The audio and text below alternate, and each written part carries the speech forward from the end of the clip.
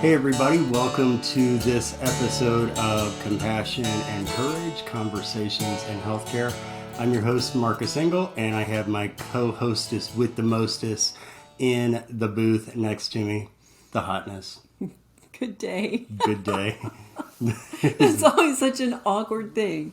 What do you say right Good morning, after? good afternoon, Right. good day. I don't know. Well, Hi. Hi. That's a good one. Hi. Good to see you. You too. You too. It always is. It always is. Even whenever we're on our own home. It's always good to see you.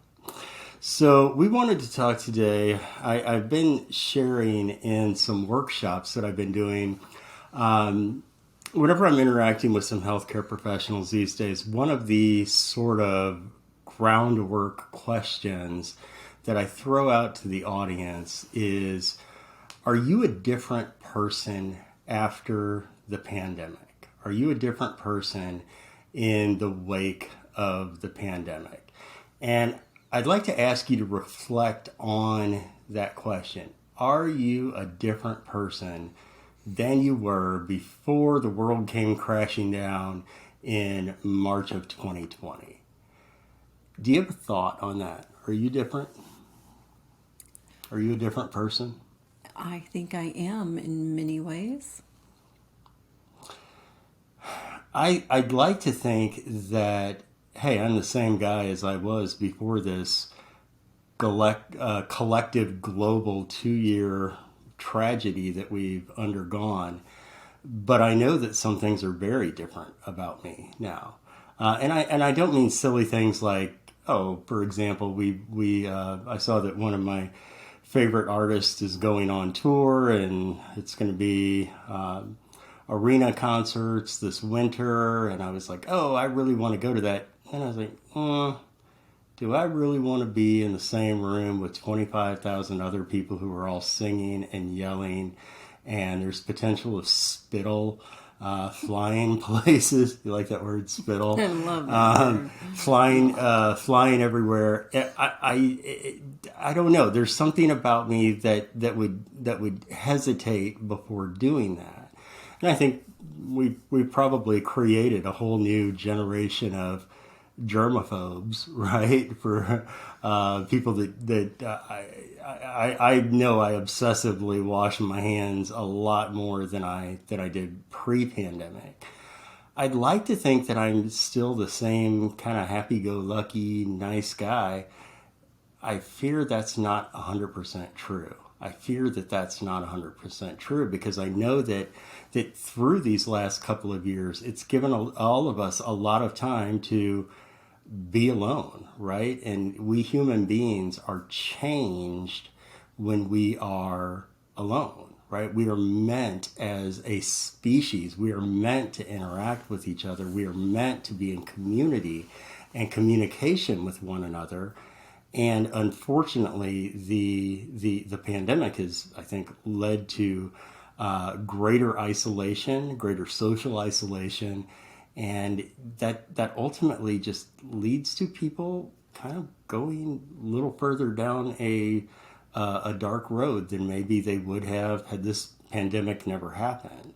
So have we changed through it?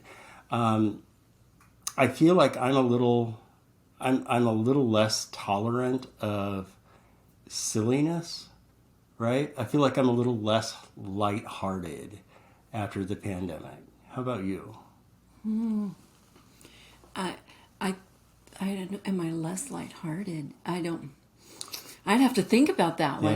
Yeah. I know one of the big shifts in me, I think, is the profound sense of vulnerability. Yeah. That dramatic, traumatic changes can happen. Can happen. And It did do, happen. right.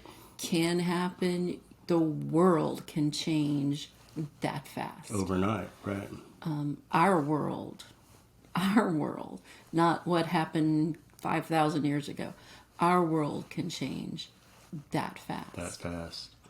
I remember at the beginning of the pandemic, when everything was just locking down, having a conversation with our then, 7 or 8 year old grandson, And I remember telling him, I was like, Mason, this is probably going to be the biggest thing of your life, right? Our grandparents went through the Depression. Our parents went through Vietnam.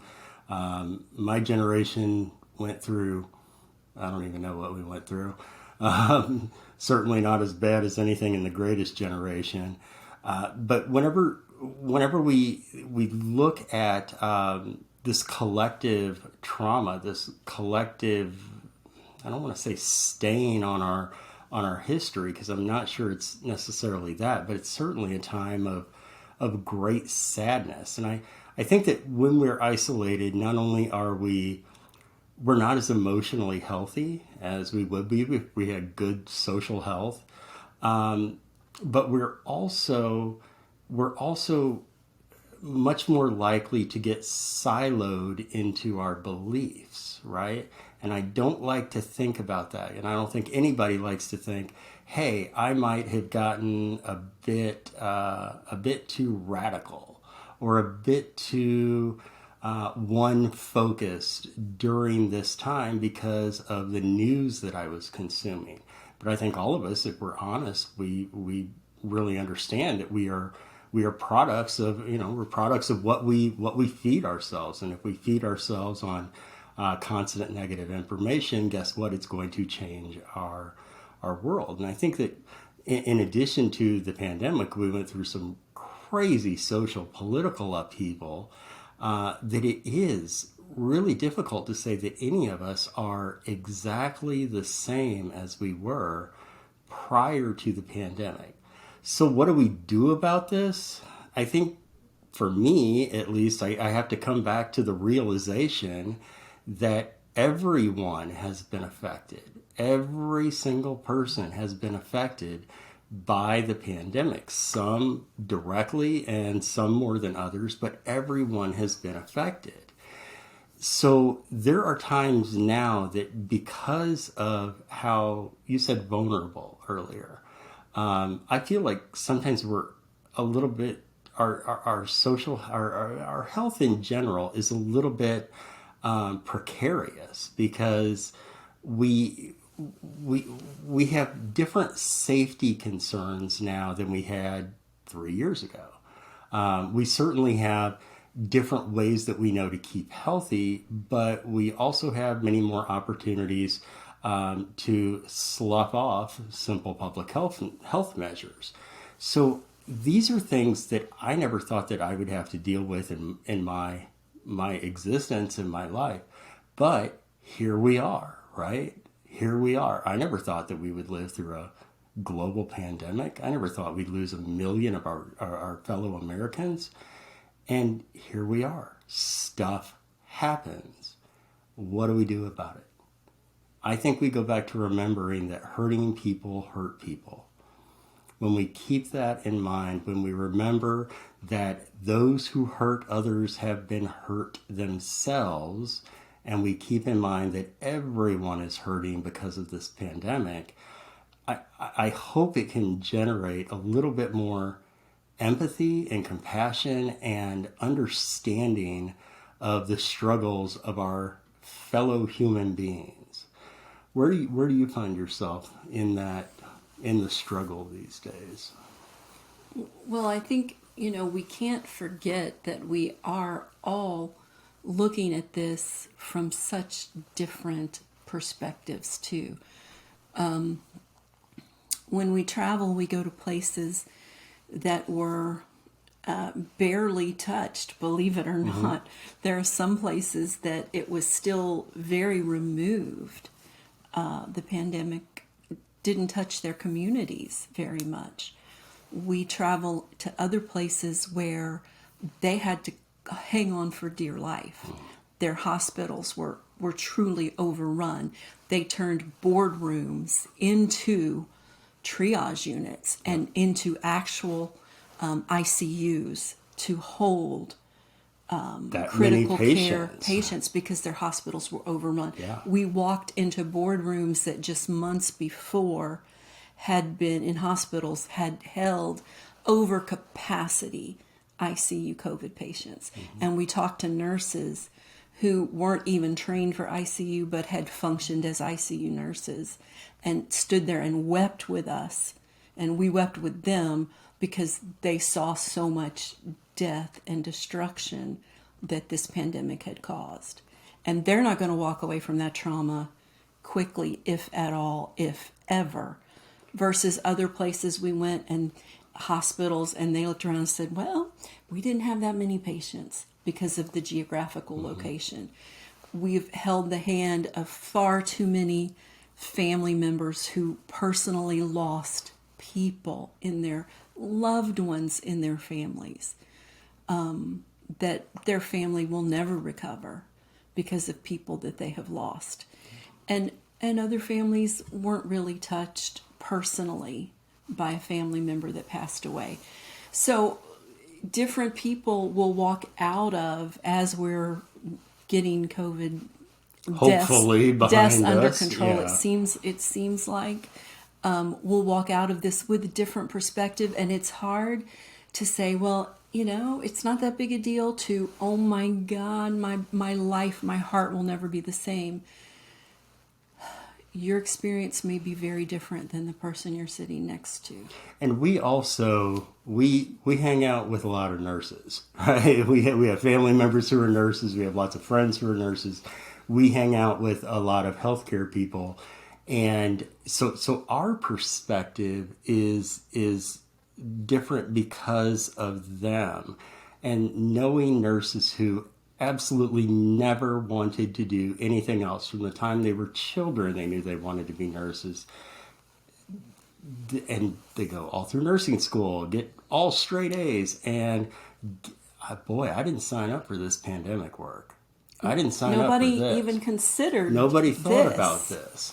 And so to see such dedicated nurses that are saying, I'm not sure I still want to be a nurse. And if I do, I don't want to do it in the acute care side because I just saw too much. I witnessed too much. I witnessed too much trauma. And that's completely understandable. That's why I hope that we are remembering how differently people were affected by this global trauma. I think whenever we realize that this hit some people harder than others, maybe we remember that hurting people hurt people, that hurting and that pain and suffering is part of the human condition. And we need to accept that it's part of the human condition. I think sometimes one of the things I've been wrestling with lately in some of my own mental health work is not judging a feeling. Not judging the feelings. So you and I have a fight, and I feel bad about the fight, and so then I judge that I feel bad, right? it gets into this weird thing where we judge the feeling, and I think some nurses that I've spoken with feel as though they're letting down the profession by even thinking, what would life look like if I didn't do this work? What would life be like? Would I be disappointed in myself? Would I ever find fulfillment? And then we start judging ourselves about the feeling, about the very thought, about the question. And that is wasted worry right there. That is wasted worry. It's something I'm trying to get through my head these days of not judging the feeling, letting a feeling happen and not judging it. Because what do we come back to? What do we come back to is that the definition of compassion, one of the many definitions of compassion, is non-judgmental awareness. Non-judgmental awareness. When we can step back and step out of judgment, we are stepping further into compassion. I think that's where I want to spend my time. Absolutely. Absolutely. So for you all who are out there in listener land, if you've been struggling with any of the same things that we talked about today, please remember that we're here for you. If there's anything we can do for you, please reach out. And also remember that those who are hurting also hurt other people. And that includes you, the very listener who is getting this going into your ears right now. You too can practice some self-compassion for the things that you have witnessed and for the struggles that you have endured over the last couple of years too. Give yourself that grace, give yourself that freedom. And thank you, as always, for being with us on this episode of Compassion and Courage Conversations in Healthcare. I'm your host, Marcus Engel. I've got the hotness, Marvelyne Engel. Do you want to say good day again? Good day. That was perfect. This again is the podcast where we teach compassionate communication, provide perspective, and inspire resilience. Thank you to everyone who continues to rate and review and subscribe and share and interact and comment. We very much appreciate you all. We love you all, and we'll see you on the next episode.